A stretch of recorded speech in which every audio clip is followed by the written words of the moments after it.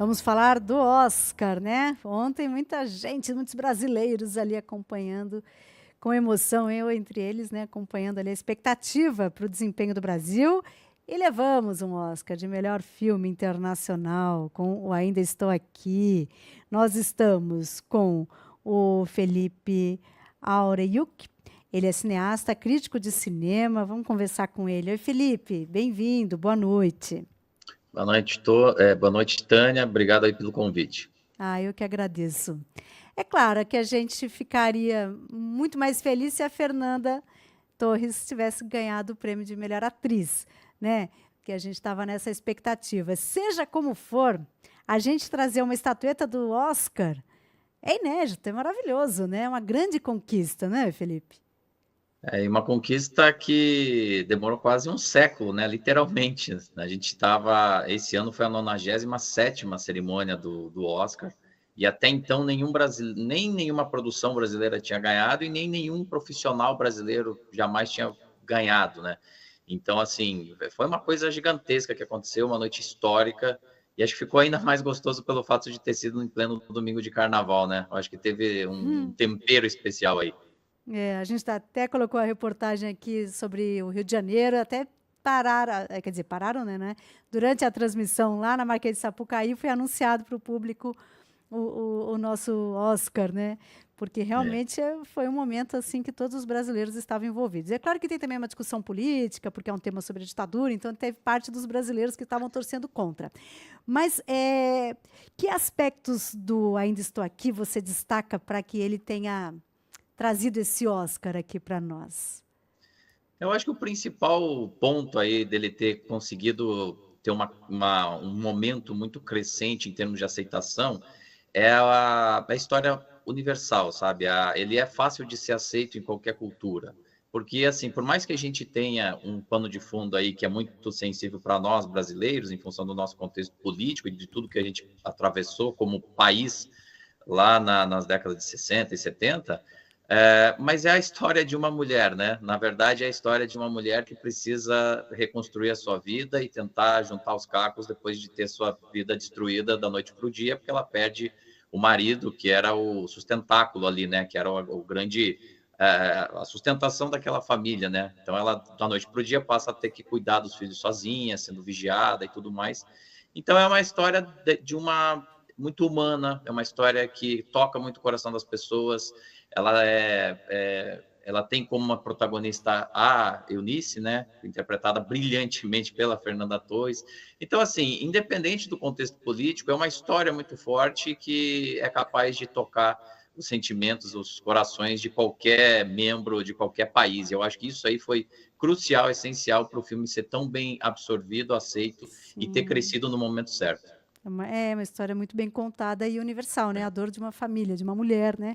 Que tem um Exato. marido desaparecido. É porque realmente essas questões políticas que dizem respeito diretamente a nós brasileiros, quando ainda estou aqui, tem uma boa bilheteria em outros países, eles nem têm essa dimensão, né? Eles são mais levados pela história, como a história é contada, né? Exatamente, e nesse ponto está muito bem contada, né? Quem que não se Sim. emociona, quem que no mínimo não fica tocado ali, né? Pela trajetória, pelo arco narrativo dessa protagonista, né? Então, isso aí eu acho que é o principal ponto aí do filme ter sido tão bem aceito fora do Brasil também, né? Que em lugares onde as pessoas não têm a mesma dimensão do que foi a ditadura militar como a gente aqui. Sim, e aí é o grande mérito mesmo, né, do Walter Salles, de toda a equipe, né? E da Fernanda Torres, porque é uma personagem difícil, né? A Eunice Paiva.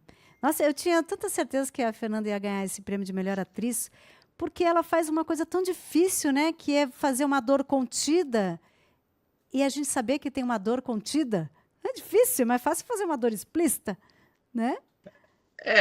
Mas assim, Tânia, eu entendo as pessoas estarem muito certas de que a gente ia ganhar a melhor atriz. Eu também estava torcendo bastante, mas aí a gente tem que entender um pouco das dinâmicas, né? Então explica Fazer pra um, gente. então, assim, fazer um bom É. filme e um bom trabalho é só o primeiro passo para você ter realmente chances de ganhar um Oscar. Eu não diria nem só o Oscar, esses grandes eventos internacionais de cinema, os grandes festivais, eles dependem de uma série de outras coisas. O Oscar, especificamente, é o fim da linha. né? É o último grande evento da temporada, que já começou, porque os filmes do próximo ano já podem ser considerados elegíveis pelo fato de eles estarem estreando agora, e os festivais de Cannes, de Veneza, vão lançando esses possíveis filmes. E quando você chega no final do ano, onde a coisa começa a esquentar, você depende um pouco de várias premiações, vários eventos que vão fazendo com que você tenha mais chance, que você seja mais visto. O que aconteceu no caso do filme brasileiro? Ele estreou de forma restrita nos Estados Unidos no finalzinho de dezembro. E ele só foi estrear de verdade no dia 17 de janeiro. Então foi um pouco tarde demais para que ele ganhasse esse momento, essa atração. E o que isso acarretou? Fernanda Torres ficou de fora de praticamente todas as cerimônias, com exceção do Globo de Ouro, que foi onde ela ganhou, e aquela vitória foi essencial, crucial para ela ter sido indicada. Só que o que aconteceu? Entre o Globo de Ouro e o Oscar, a gente teve Critics' Choice, a gente teve BAFTA, a gente teve Independent Spirit Awards, a gente teve o SEG, o Prêmio do Sindicato dos Atores, onde ela sequer estava indicada. E aí, os membros da academia, eles vão assistindo, vão recebendo as newsletters, eles vão assistindo os vídeos, a repercussão toda da mídia internacional, especificamente a norte-americana, e eles vão vendo, ganhou Demi Moore, ganhou Mike Madison, ganhou Mike Madison.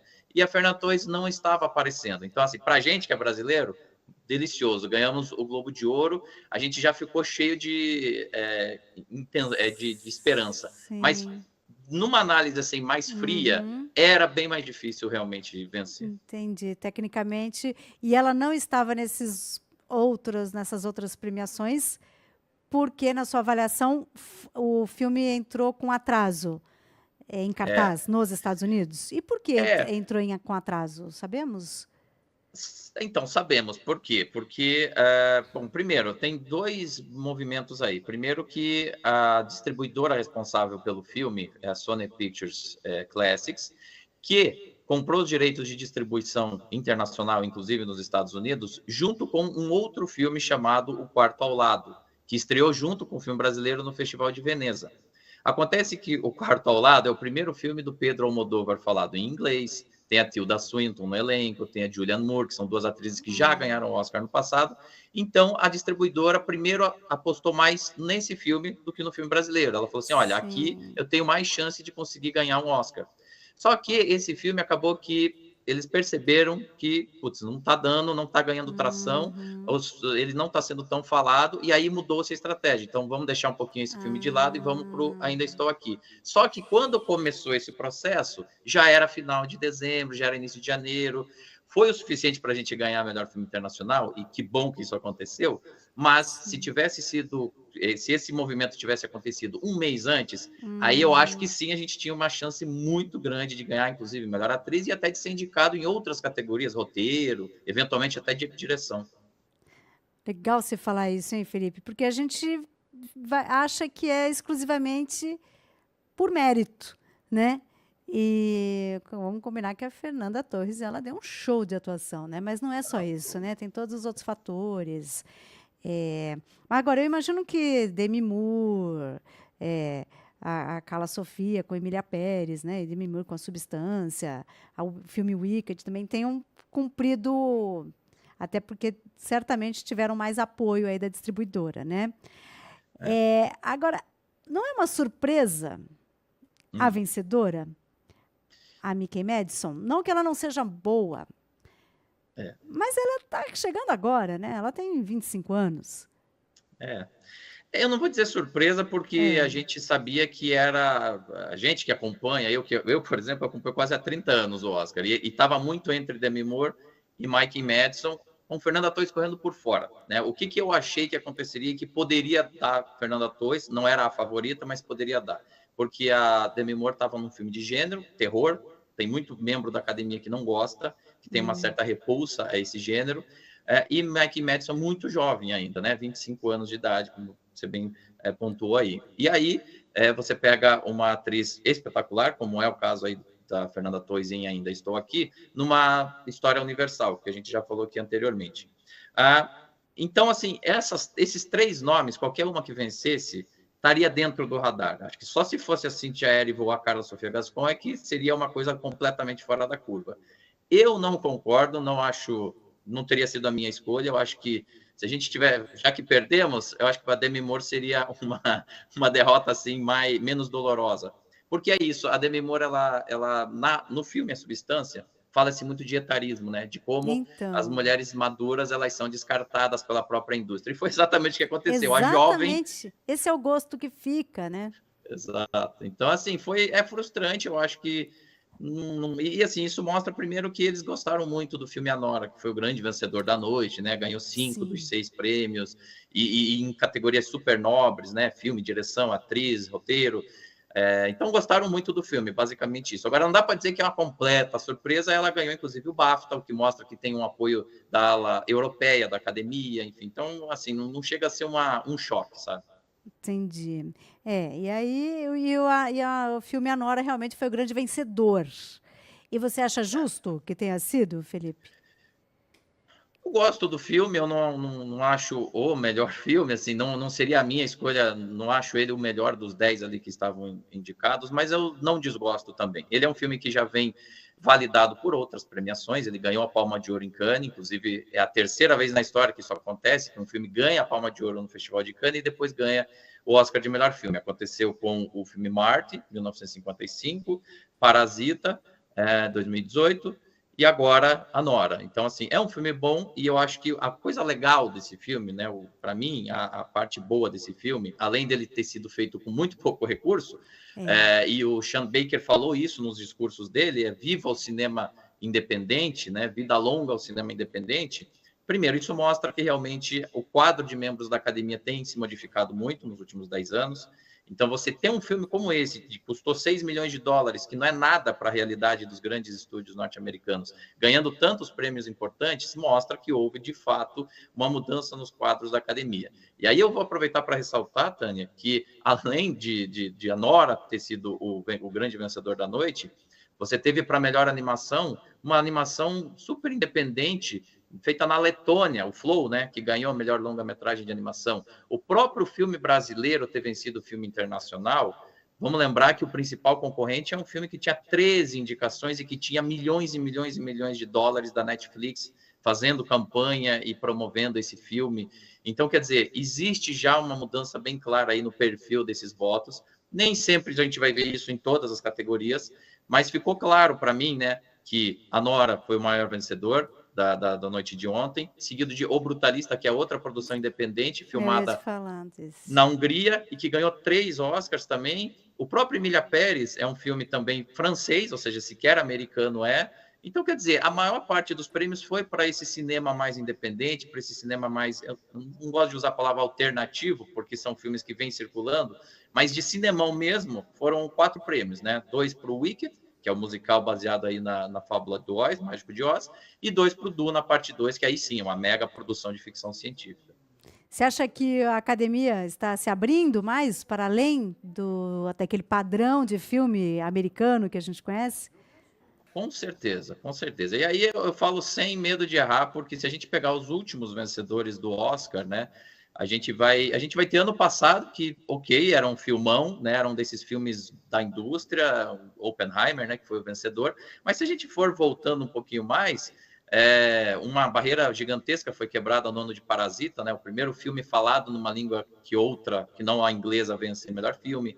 A gente vê, por exemplo, Tudo em Todo Lugar ao Mesmo Tempo ganhando o melhor filme, que é um filme super diferentão, assim. Nossa, Não dá para bastante. pensar que aqueles velhinhos conservadores iriam gostar e votar nisso, né? Se a gente ainda tivesse a velha academia fazendo as escolhas, a gente tem filmes como Nomadland, que foi do ano da pandemia vencendo, que é uma crítica super forte à própria América, essa América que está se Exato. esfacelando. Então, assim, existe claramente uma mudança de tom aí na academia e a vitória do Brasil, inclusive, demonstra um pouco isso, né? E o fato até de Emília Pérez ser o maior indicado do ano, acabou que não ganhou quase nada, mas saíram 3 indicações para um filme francês falado né, em espanhol, Em quer dizer, então, espanhol. o que tem que tinha muito de Não. americano aí? Era o Wicked mesmo, era o Duna Parte 2 e era um completo desconhecido que não ganhou absolutamente nada. Pois é. É bom, né? Porque aí também vai arejando outras formas de fazer cinema, né? Que saiam daquele padrão quadradinho daquele filme tradicional americano. né? Então, Tânia, eu acho que isso que eu queria aproveitar para falar isso. Eu acho que as cabeças pensantes do cinema nacional deveriam aproveitar esse momento, agora que a gente quebrou essa barreira, né? A gente derrubou essa muralha de ter conquistado finalmente o nosso primeiro Oscar da história e começar a qualificar melhor os processos que nos levam a um segundo, a um terceiro, a um quinto Oscar nos próximos anos. Porque é possível. O que falta é um pouco de organização, o que falta é um pouco de planejamento, falta um pouco da gente qualificar melhor e até as pessoas entenderem quais são esses caminhos para chegar. Nós temos, Tânia, hoje no mercado brasileiro, profissionais especializados em campanha internacional de filmes para o Oscar. Nós temos hoje, né, contatos internacionais de distribuidoras que trabalham justamente nesse tipo de nicho, né? Pegam filmes menores do ponto de vista da quantidade de dinheiro disponível, tá? Não estou falando do ponto de vista artístico, mas filmes que performam bem em festivais, que são artisticamente relevantes e que podem se dar bem aí nessas premiações. Então a gente tem que aproveitar esse momento histórico. Não é à toa que a França e a Itália são os dois maiores vencedores de melhor filme internacional da história. Eles têm uma política de promoção, além de fazerem bons filmes, eles têm uma política muito forte e consistente há décadas de como manter uma produção consistente e promover essa produção mundo afora. Né? Como é essa política, vamos chamar assim, né? Esse bastidor para promover um filme? Então, o que acontece? A partir do momento que um filme é visto, né, e normalmente é o primeiro contato que você tem depois que o filme está pronto é nos grandes festivais internacionais, então você inscreve os seus filmes e aí sempre tem alguém lá assistindo, representantes dessas distribuidoras, né? Se é um cineasta já reconhecido, ele já tem a sua rede de relacionamentos e tudo bem.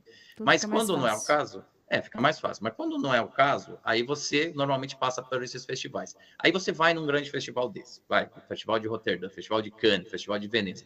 Olha, gostei desse filme.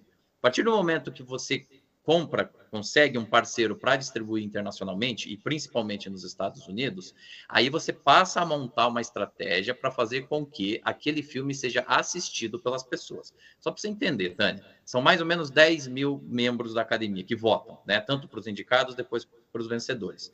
E são mais de 400 longas-metragens por ano que são elegíveis nas mais diferentes categorias. Então é impossível você assistir tudo. Como é que você faz? Você tem que atrair a atenção dessas pessoas. E aí é que entram as firmas especializadas em campanha de Oscar. São essas firmas que compram uma publicidade numa revista como a Variety, num Hollywood Reporter, numa Deadline. São essas firmas que organizam sessões comentadas, que colocam um outdoor lá em Los Angeles, que mandam mailing, e-mails, convites, cafés da manhã, jantares, para que os membros vão e assistam o filme. Por isso que a gente tem, né, todo esse ecossistema. Por isso que o Walter Salles e a Fernanda Torres ficaram morando nos Estados Unidos praticamente os últimos 3, 4 meses. Isso foi essencial. Fazendo campanha, porque se você não fizesse isso, só pelos méritos artísticos, é duro falar isso, mas apenas pelos méritos artísticos é muito mais difícil. Mas os méritos artísticos não deveriam ser o principal? Não é, Felipe? Não é errado? Sei lá, errado é uma palavra um pouco ingênua, mas não é um pouco desvirtuado?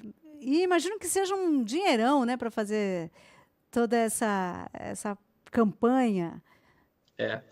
Não, assim, Tânia, é um pouco desvirtuado, assim, realmente, se você parar para pensar, né, não deveria ser baseado nisso. Existe até um compliance, assim, da academia, não é que vale tudo, você não pode fazer qualquer tipo de coisa, tem certos prazos aí para você, que você tem que respeitar. Você, por exemplo, não pode fazer um super banquete e bancar comidas e bebidas e mandar presentes para as pessoas. Enfim, tem regras. Também não é uma coisa assim. Você não pode quem comprar, tem mais dinheiro, aspas, os votos. Né? Exato. Até porque se o dinheiro fosse a única coisa que contasse, os filmes de super-herói ganhariam todos os anos, né? Os grandes estúdios têm dinheiro, bilhões de dólares, eles comprariam os Oscars. Então não é apenas isso. Existem regras e tudo mais. Agora, eu acho que o que a gente tem que ter em mente, Tânia, é que são muitos os filmes bons mesmo que aparecem todos os anos nesses eventos. E aí você tem que se sobressair de alguma maneira. Se não pelo dinheiro em si, do quanto você vai ter para investir nessas publicações, pela rede de relacionamentos. Então, por exemplo, o próprio caso de Ainda Estou Aqui, não foi tanto dinheiro assim que a Sony tinha disponível para fazer a campanha. Mas o que acontece? O Walter Salles é um sujeito que já passou por isso mais de uma vez. Ele já esteve lá com Diários de Motocicleta, Central do Brasil e outros filmes. Então, ele já conhece gente, conhece exibidores nos Estados Unidos. Existe uma rede de contatos que você consegue acionar com relativamente pouco dinheiro. E é isso que a gente pode construir cada vez mais aqui no Brasil para qualificar melhor os próximos filmes. Porque, e agora é uma coisa que a gente precisa frisar, Tânia, Walter Salles, ele tem recursos, ele fez o filme com os seus próprios recursos, ao lado de alguns parceiros. Né? Exato, ele tem recurso, ele tem dinheiro para fazer tudo isso. Sim. Mas não é sempre que ele vai fazer, não é todo ano que ele vai fazer um filme e vai concorrer. A gente precisa dar oportunidade para que filmes cujos produtores e diretores não tenham esse recurso, essas condições, também possam concorrer e chegar com chance, né? Ah, sim, aí entra a questão também do financiamento da arte no país, que tem gente que acha que é mamata, né? Que aí que é a grande questão, né, gente? Porque senão só quem tem condições é que vai fazer. Você não democratiza, né? Se você não tiver um financiamento da arte, não é isso? O financiamento da arte, e depois que a gente tem um representante oficial, como por exemplo esse ano ainda estou aqui, mas todos os anos a gente manda um nessa categoria, você tem até uma linha de apoio mesmo. Existe já até essa linha, tá? A Ancine, ela destina um valor aí para campanha internacional, mas é um valor muito baixo, um valor que até 3 anos atrás era R$100 mil, e você converte isso para dólar, isso aí vai pagar dois anúncios na Variety, que não é nada, entendeu? Você vai disputar espaço com Emília Pérez, com Garota da Agulha, com todos esses outros filmes que também são muito capazes de sensibilizar os votantes, né, os membros. Nossa, que mérito mesmo, né? Considerando tudo isso, que a gente tenha conseguido o Oscar, né? E assim, Tânia, eu acho que uma coisa que é bom também frisar, a primeira indicação brasileira ao Oscar na história, pouca gente sabe disso, foi em 1944, né? Aconteceu para o Ari Barroso, para o compositor Ari Barroso, mineiro. Ele foi indicado por uma canção chamada Rio de Janeiro, por um filme chamado Brasil, que era um desses filmes assim bem simplesinhos da Republic. A Republic era um estúdio mais pobrinho, vamos dizer assim, de Hollywood, e fazia aqueles filmes de, vamos lá, vamos viajar, o americano que vai conhecer a América Latina, né? O norte-americano que vai conhecer a América Latina. Ou seja, a gente completou 80 anos ontem, né, da nossa primeira indicação. E ao longo dos tempos, a gente esteve lá algumas vezes, né, com profissionais, com coproduções, né, documentários. A gente teve O Menino e o Mundo, melhor longa de animação indicado, Lixo Extraordinário, Democracia e Vertigem, Cidade de Deus, fora os indicados a melhor filme internacional, né, Central do Brasil, Que é Isso, Companheiro, Pagador de Promessas e O Quatrilho. Mas era uma trajetória que sempre era muito mais baseada no acaso do que necessariamente na gente se importar e realmente buscar o prêmio. Eu acho que foi a primeira vez na história, Tânia, que se prestou atenção para isso. Não, vamos fazer o que precisa ser feito para a gente conseguir ganhar esse Oscar. Cumpriu mesmo as etapas, né? Por isso que conseguiu chegar mesmo e colocar a mão no Oscar. Exato. E eu acho que a gente tem que qualificar melhor essa discussão aqui no Brasil. Eu acho que a gente precisa aprender que não é que a gente precise do Oscar para a gente provar que tem um bom cinema, ou a gente precise de qualquer premiação que seja, mas elas acontecendo, gente, olha o que foi isso, essa vitória, essa indicação, é inegável que isso é bom para o Brasil e para os realizadores do cinema no Brasil. Então a gente precisa qualificar e buscar isso. Definir. A gente é o país do futebol porque a gente ganhou mais Copas do Mundo que todos os outros países, isso é bom para a gente. Exato, é o tal do soft power, né, do ponto de vista assim do país, né? O Brasil é lembrado, olha, ganhou um Oscar, é o nome do país que está indo para o mundo, né? Ô, Tânia, e só para complementar, o Brasil ganhou ontem o seu primeiro Oscar. A Argentina já tem 2, o Chile já tem, a África do Sul já tem, a Coreia do Sul, a Argélia, outros países que têm características sociodemográficas e econômicas muito semelhantes às nossas. Então, assim, a gente, na verdade, demorou demais. Já era para ter ganho muito antes do que foi, né? É isso. Nossa, que ótimo papo, hein, Felipe? Muito obrigada, viu? Uma ótima noite aí para você. Imagina, obrigado pelo convite e boa noite. Boa noite.